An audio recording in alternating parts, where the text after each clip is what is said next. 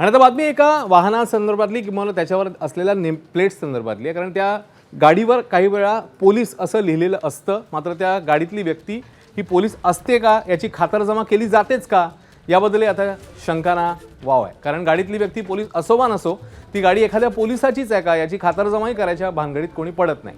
मात्र अशाच गाड्यांचा वापर अवैध वस्तूंच्या वाहतुकीसाठी केला जाऊ शकतो अशी भीती व्यक्त करत वाहतूक विभागाचे अपर पोलीस महासंचालक यांनी राज्यातले सर्व पोलीस आयुक्त तसंच पोलीस अध्यक्षांना खासगी वाहनांवर पोलीस लिहिण्याचे निर्बंध घालण्याचे आदेश देण्यात आले.